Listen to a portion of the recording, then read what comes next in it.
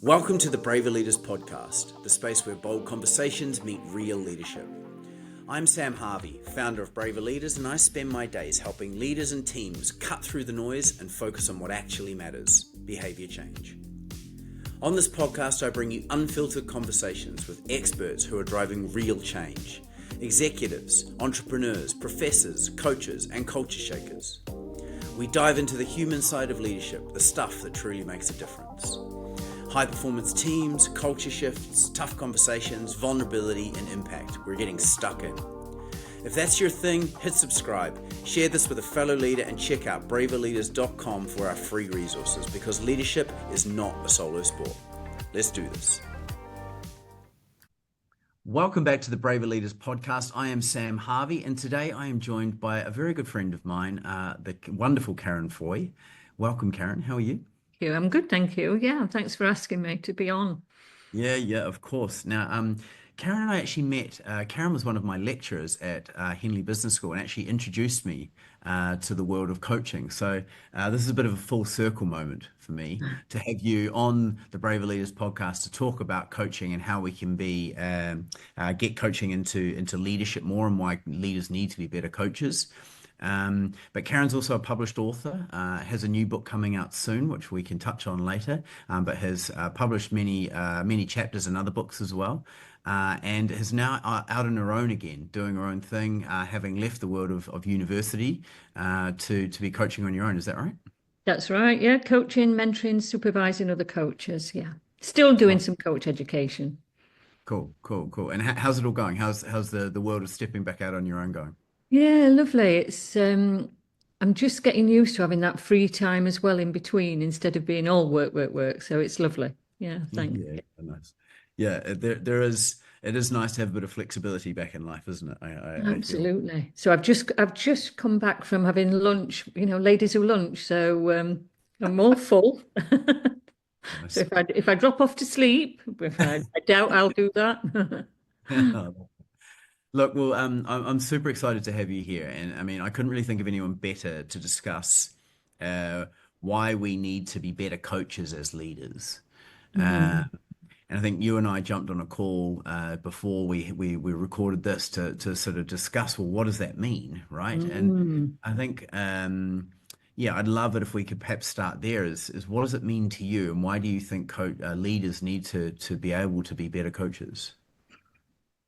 Yeah, I was thinking about it, Sam, since we were talking, and I think I wonder if it's less about being better coaches and just having a more coaching approach, rather than being fully trained coaches, but just taking some of the best stuff from coaching and Mm, helping them in their leadership roles. Because the one thing, I mean, I'm sure people are catching on to this, and you'll have heard this so many times, I'm sure, in your podcast, but the world's changing, and we can't just do the management stuff anymore. We can't just feel like we've got to be, as leaders, know everything, be able to direct everything, keep a handle on everything. I know certainly in my leadership roles, I've not been able to do that. And I think the skill of it is either hiring great people who can do more than you can do, or being able to work with people and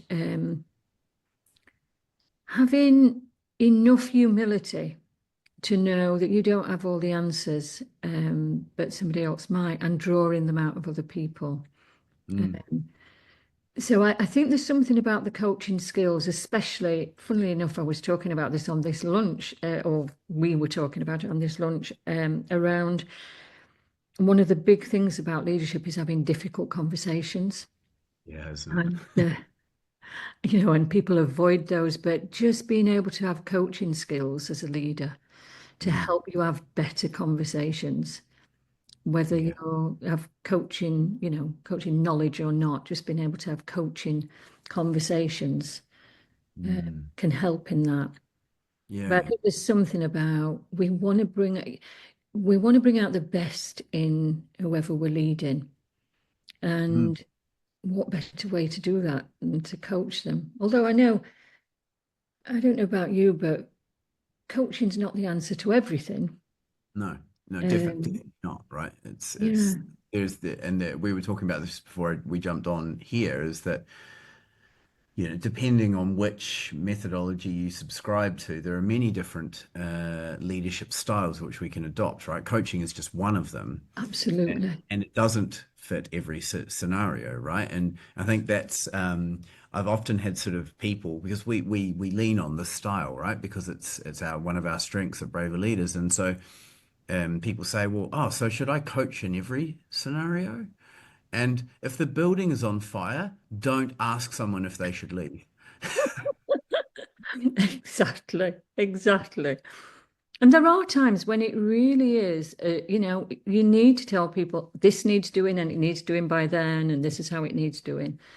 Um, it's that old, well-known situational leadership style. You just got to move them, but it's having that in your toolkit really about being able to know that there are some skills that would really help you. And like I say, I go back to it. It's having those conversations, being really clear about the conversation you're going to have Yes. and not avoiding difficult conversations. And I think coaching skills helps you do that. Yeah, I love that. And so we're talking about there really the coaching mindset, aren't we? Yeah. Of actually approaching things Yeah. with the coaching mindset. Yeah. Yeah. Yeah, I think you've coined it really. I think that's the thing. Better than just saying I've been coaching skills. It's having a coaching mindset Yeah. about, and so a coaching mindset to me would be around really believing that people have the skills. They may not have all of the knowledge that they need right at that moment. We don't know what we don't know.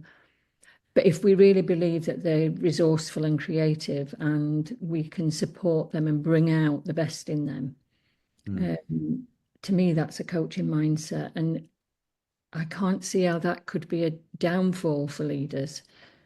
I mm, think probably one of the things that stops a lot of people in those positions adopting a coaching kind of mindset is this idea of, well, it might be, oh, it's the latest fad.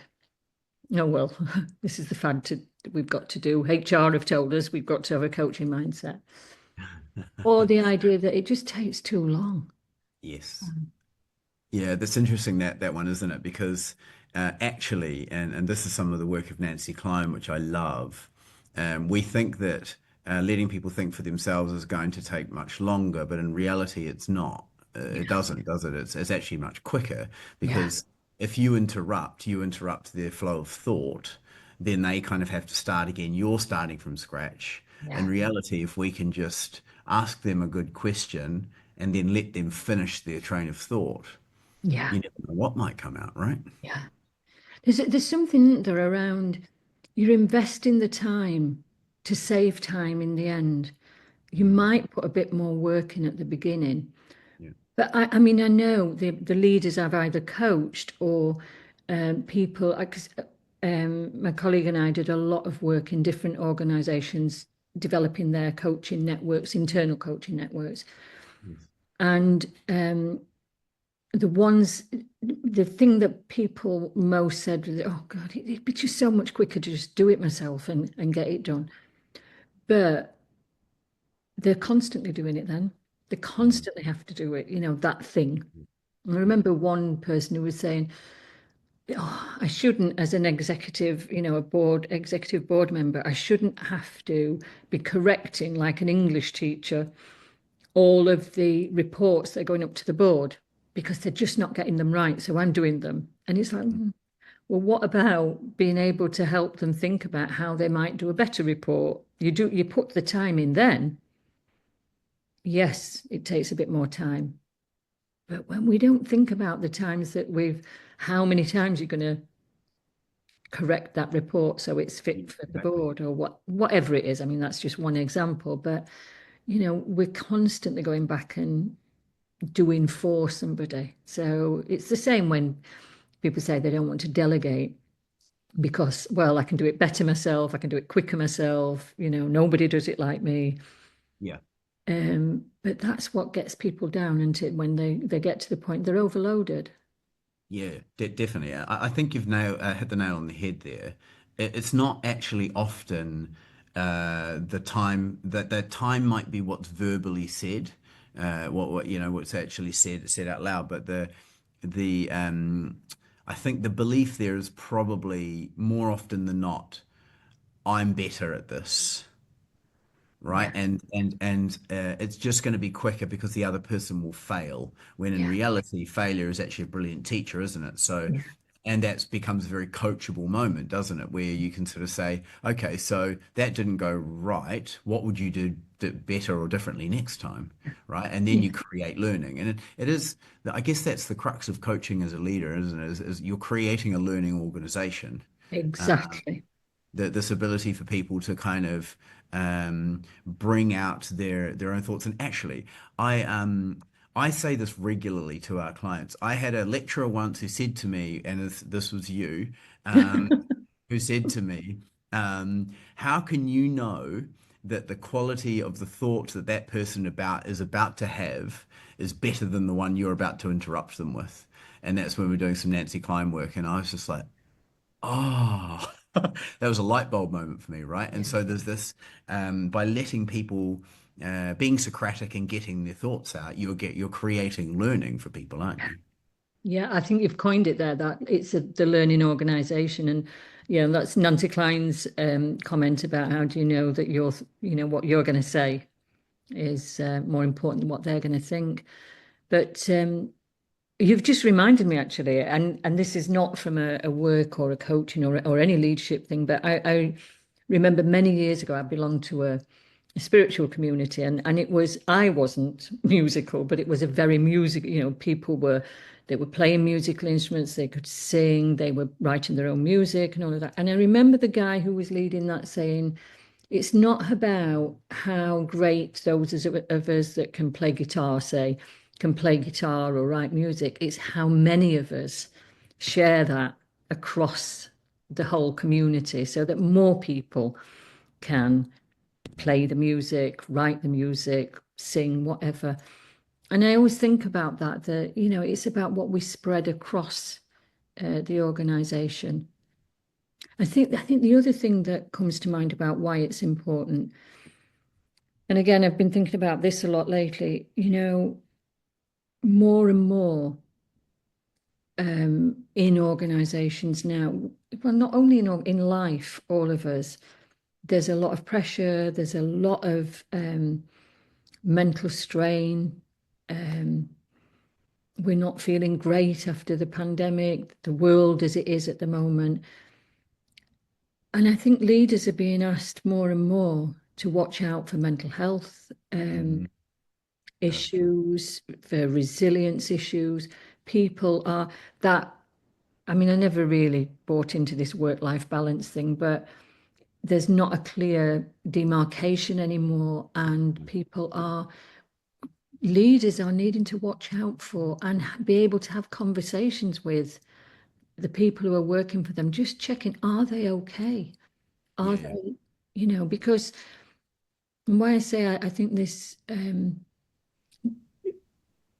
false divide between home and work, why I say I just think it is false, is it impacts whatever's happening at home or in life generally is going to impact on work. So it has it's the bottom line effect, isn't it? It's going to impact your productivity, everything that's going off. So we've got to be able to have those conversations as well. We've got to be able to sit with raw emotions sometimes, even though we think, oh, that's not my job. I'm a leader and whatever I do, whatever I lead in, Mm. actually that's part of the role now if you're getting the best out of the people that you're working with.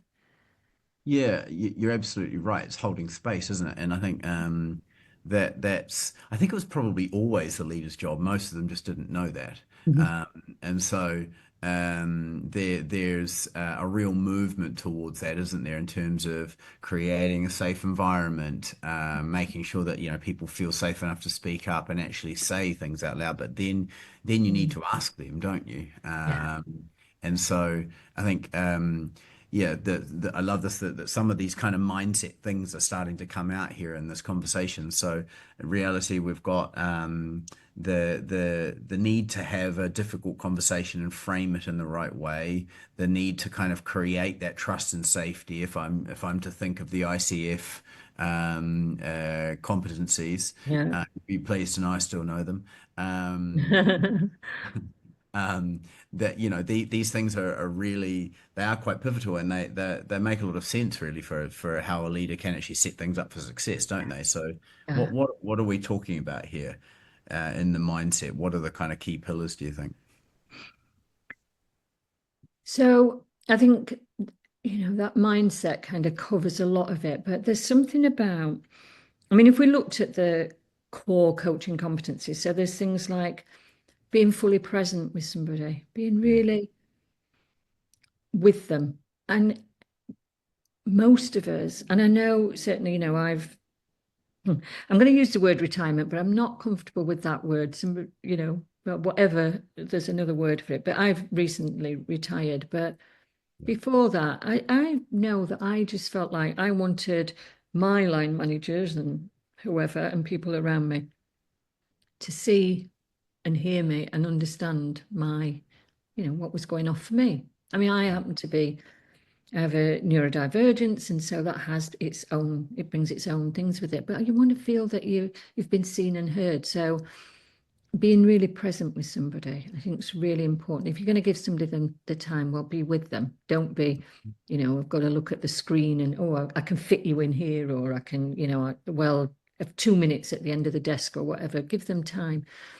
Um, and you've already mentioned about that creating almost like psychological safety. It's okay. Mm. Um, we can talk about things here. We can, and it's not easy. Mm. I come from a background in the NHS many years ago, and you know, there's a talk about a no blame culture, but you make a mistake and you'll soon find there is a blame culture. And I think that's the same. People need to feel that it's safe to speak up. Yes. Um, so we need to do something to create safety. But I think one of the biggest things is listening. Just Yes. listen. Yeah. You'll hear everything if you just listen. I, I think one of the other things, and you may know Julia Carden from Henley as well. At the same time as I'm writing my book, Julia's writing her book on self-awareness for leaders. That's what her PhD was in, around self-awareness. And we are absolutely, both of us are aligned to this idea of we need to understand ourselves and what triggers us. Yeah. And I think that's part of being present with somebody. So I think for leaders, they need to understand they've got their own agendas, they've got things that are going to trigger them.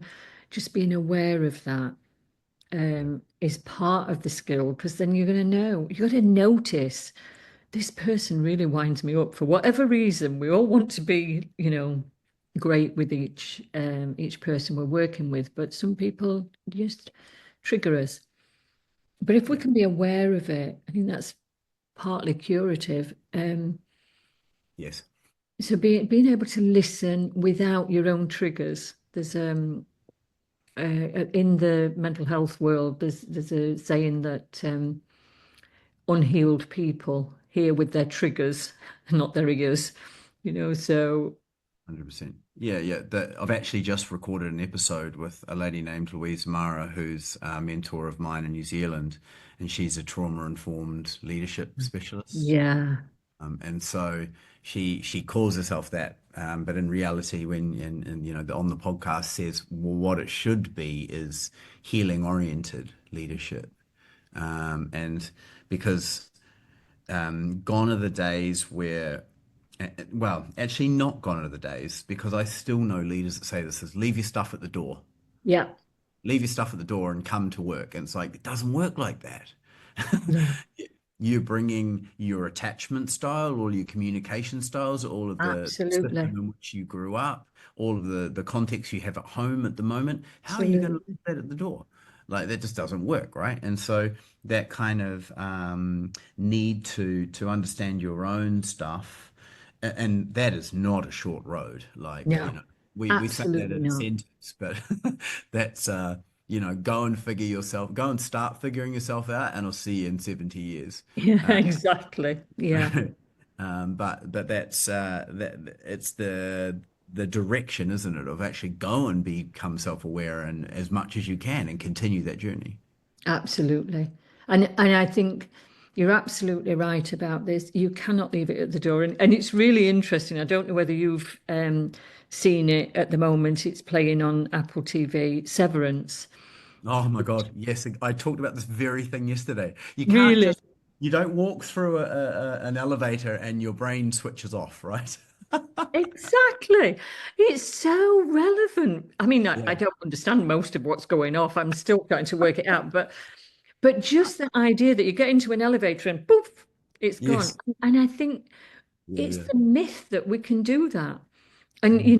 I've heard leaders who say, oh, I don't do emotions. And I know Brene Brown says, well, if you don't do emotions, emotions will do you, Yeah, 100%. because you can't help it. Like you say, we bring all of our stories into the workplace. We bring it into everything. So we're going to bring those in, we're going to project them onto other people, but just having a little bit of awareness of ourselves. And like you say, it's a lifelong battle. I mean, I'm still, at my very late age, I'm still working on it, but just being aware that this might be something different to, oh, they're doing this to me.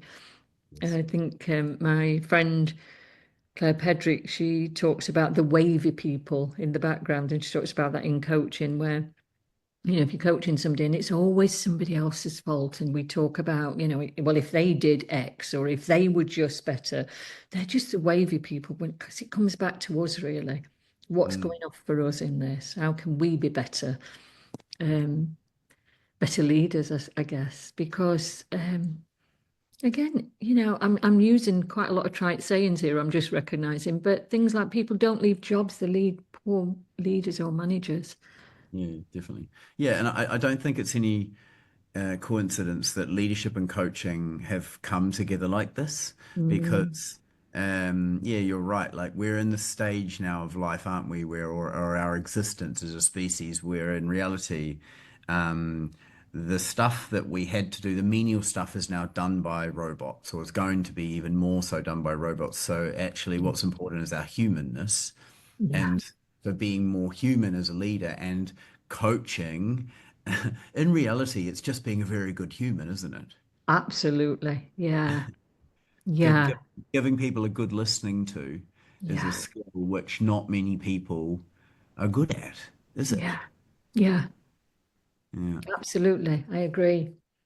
It's I think I'm keen to hang on that for a second because I mean I love the work of Nancy Klein. And if anyone's listening is wondering what we're talking about, her book Time to Think is yeah, it definitely changed the game for me. Mm. And I brought that a lot into the assignments that I did at Henley, I think, and it really struck a chord with me. But we're terrible listeners, aren't we? Oh Like God, yeah. finish people's sentences, shit. I mean, I see it all the time. So what do you think we can do as leaders? I mean, what's a practical tip here to just kind of be slightly better listeners? Mm. There's something I think around getting more curious, because Mm, I think when we've been in a job, and let's face it, most of us, when we get into a leadership position, it might be because, I don't know, maybe we've been really good at a technical skill. I can see it with my family now, my daughters and my son, that, they get, so two of them are clinical in the NHS, and they get really good at that. And then gradually you end up in a more managerial position, and then you're in a leadership position. Um, So I think most of us get good at whatever the thing is that we're doing. And then we get into this leadership place. So we think we know all of the ways to do it, the quicker ways to do it, the better ways to do it. And so we sit very comfortable in that knowledge that we know. And I had a great comeuppance at this where my one of my daughters was training to be a midwife, and I mean she's been a midwife for many years now, but um, she was struggling with one of her assignments and asked me to help her because I've got a nursing background, not a midwife, and I was Oh. helping her with this assignment. Anyway, she got in a degree. She got a first class degree in midwifery, but she said to me afterwards, "And the worst mark I got, Mum, was the one you helped me with." And I Don't do think that again. what that really said to me was I was using yesterday's knowledge for Mm, today's assignment. And nursing, because I was nursing in the 70s. I know it's hard to believe I'm that old, but me and Flo Nightingale were together. But the nursing's moved on, mm, clinical practice has moved on. I can't even imagine what I'd be like on a ward today. I think I'd be a liability, but and I think that's what we do when we try to listen from a mm, place of knowing.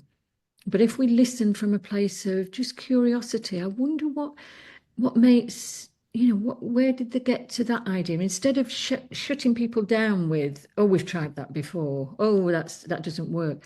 Just getting curious. So tell me about that and just helping them think it through more mm, from as unbiased a place as we can, recognizing we're all coming with experience and we're all coming with knowledge that probably a newer person in that might not have, but they might have just a smidgen of something that's interesting.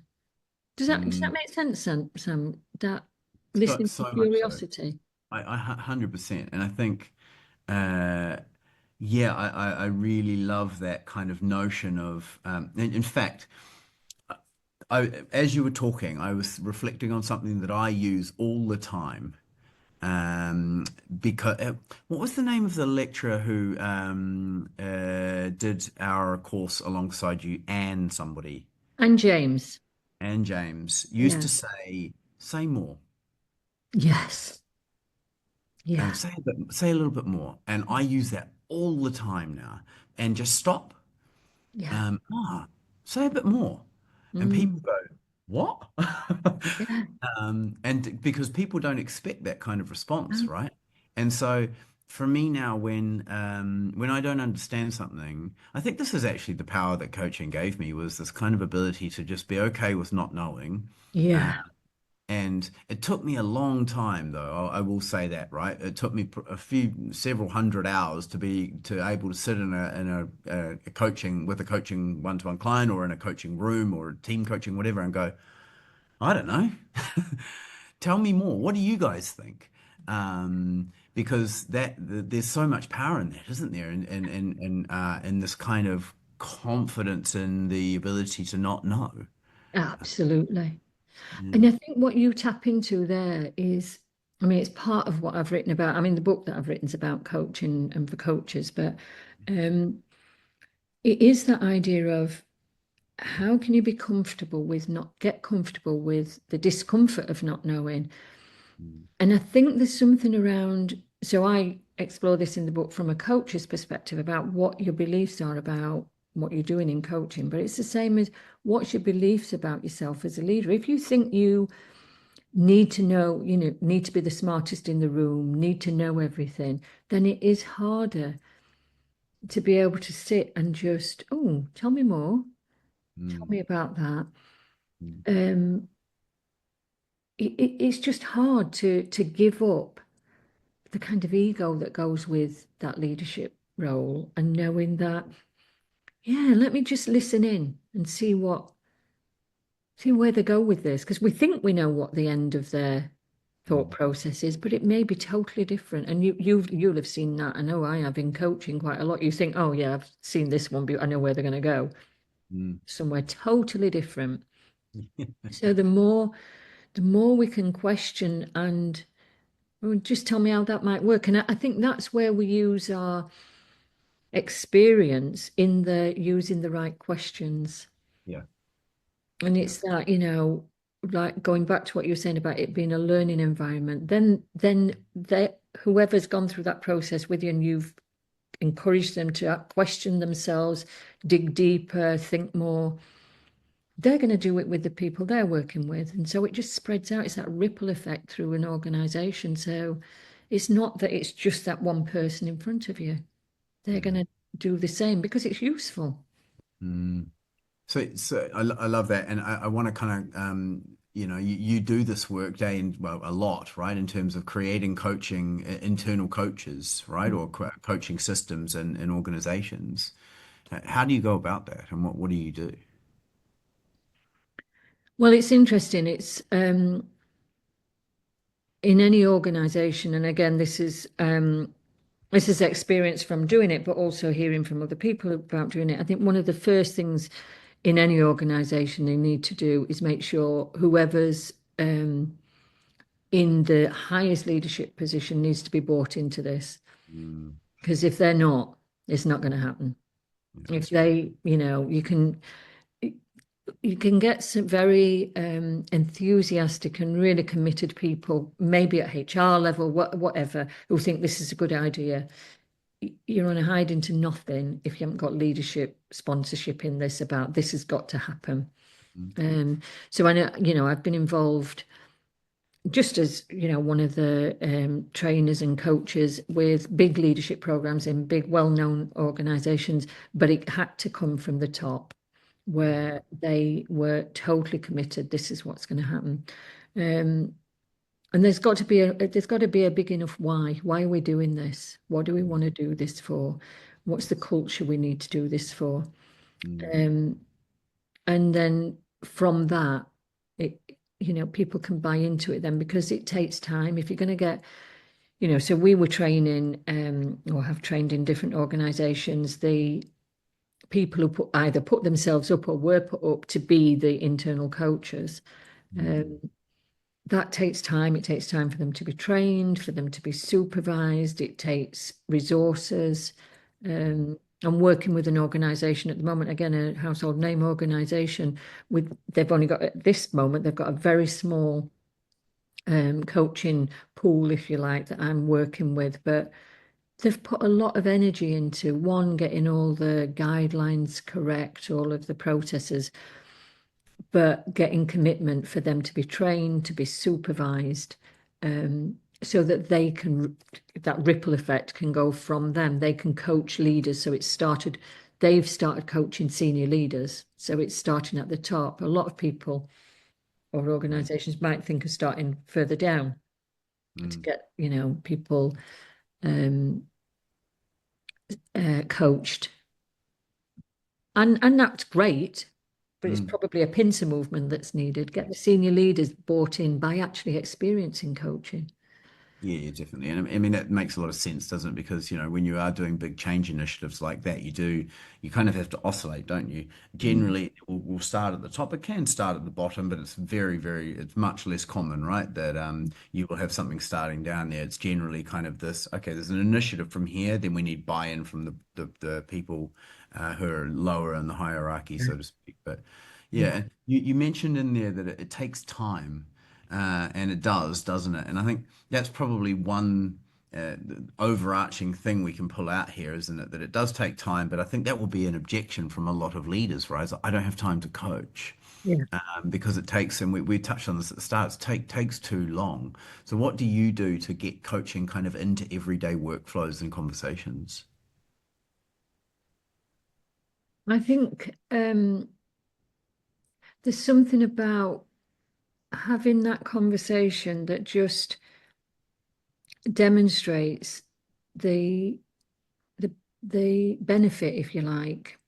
I mean, I think it's a really involved subject to start talking about return on investment in coaching. I think you're on again, I hide into nothing trying to sort that out, but there's something around the benefits, and I think it's going back to something I said earlier around if you haven't got time for a coaching approach. Let's say if you haven't got time to listen to your teams, if you haven't got time to really understand where they're coming from and support them and um, inspire them or motivate them or support them to grow and build their full potential. If you haven't got time for that, then you must have time to keep replacing your staff who are unhappy. You've got to have time for doing all this stuff yourself. You've got to make that time in. It's that again, another trite thing, but it's if you haven't got time for looking after your health, well, then you better make time for illness. And I think it's the same in organizations. It's fine. We've all got choices, and leaders have to make a choice about, yeah, it's fine, continue as you're doing. And that sounds, I don't mean it to sound aggressive. Obviously, you've got a choice in that. You can choose to do that, or you can choose to look at doing something a little bit differently and at least just experiment with it. Yeah. And somebody was saying at lunch today, yeah, change is fast, transition is slower. And it is that it's things slowly, you don't have to suddenly change all your work practices. What about just experimenting and seeing how much time you can save by just listening instead of cutting somebody off and telling them, no, we're going to do it like this, or just not listening thoroughly. Yeah. I wouldn't be somebody who would say, if you haven't got the resources, the senior sponsorship to have a full-blown coaching culture, then just start small. How would it be if you just learned to listen a little bit more? How would Yeah. it be if you had conversations? My dear friend and I, we've I suppose it's another book in the offing, but we worked on a kind of a model of a difficult conversation. So everybody's got a 4 C's model, haven't they? But it turned out to be a 4 C's, and that was I'm doing that because we put it into a heart. Nice. That on the outside, what we need is you need real clarity about what's your conversation about. Let's get some real clarity about what it is. Mm. And then can we bring some compassion into that? And compassion's not that pink and fluffy stuff, but just knowing where somebody is, listening, seeing them, hearing them, understanding, and self-compassion. Give yourself time. So compassion. And then some curiosity. How can you be more curious? Like you said, tell me more. How would that work? Well, how do you see that? Whatever. So some curiosity. And then the fourth one would be around challenge, and that's around how are you going to, have the conversation that is honest and clear. So you're clear, you've got compassion in it. You're curious about how you got to that place, but actually you're being upfront about this is what, this is where we're at, this is what I'm noticing, this is what I'm seeing. So I think there's something about, could you just apply something like that? Yeah, I love that. And I mean, that's essentially the loving boot in action, isn't it? Absolutely. It's, Yeah. as I've heard you refer to yourself, and I use as well a lot, right? This idea of high support, high challenge, Yeah. right? Which is from yeah, on the support and challenge model. But I love that. And my next question was literally about to be what would be your practical tips to do that? But you've answered it beautifully in that model. So thank you very, very much. Okay, Mm. how can people find you, Karen? Where can they find you? And what give us a little bit of a rundown on the book that's coming out, if you wouldn't mind.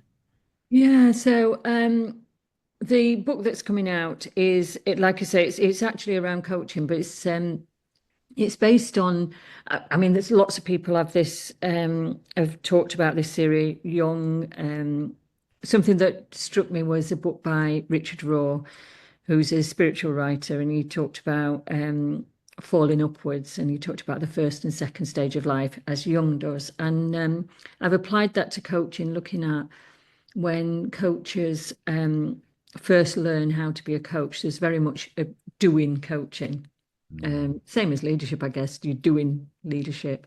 Mm, And then there is a time where some of us, something happens that makes us feel like we need more, we need to do more. Like, I assert in this book that it might be the introduction of AI into coaching is kind of a fall that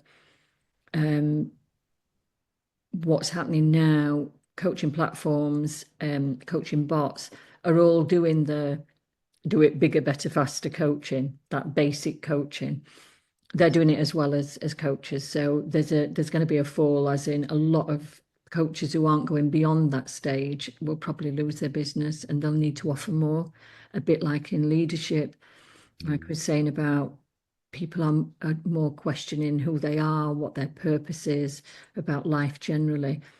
So the book's really looking at what it takes to be a coach and be a coach. So in that second stage of life, of coaching life, if that makes sense. So that's what the book's about.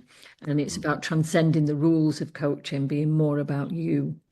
Of course, I would want to talk about transcending the rules because I'm a bit of a rule breaker. But so that's not due out until around October time. But yeah, where will people find me? So I'm still based at I've still got work at Henley, so people can find me through that. Right. And I am just in the process of setting up what's called the Coaching Tribe, which will be a resource place for coaches to keep learning and developing, or who knows, maybe leaders can join in on that as well. So it's thecoachtribe.com. Amazing. Oh, brilliant. Thank you. Well, look, this has been a really rich conversation. I'm very grateful for your time. So thank you. It's been lovely, Sam, and great to catch up with you. I love the work that you're doing, and I just think it's fabulous to see where you've come from and where you're going to. Yeah, well, thank you. It's a lot, and thanks to you. So yeah, thank you. And yeah, look, I hope we can continue the conversation. Absolutely. And I'm to catching up soon. Fabulous. Thank you. Thank you. Thanks for tuning in today's episode of the Braver Leaders podcast. If this conversation sparks something in you, don't keep it to yourself. Share it with a fellow leader who needs to hear it. If you haven't yet, hit subscribe so you never miss an episode, and check out our free resources as well on braverleaders.com, because great leadership starts with action. We'll see you next time.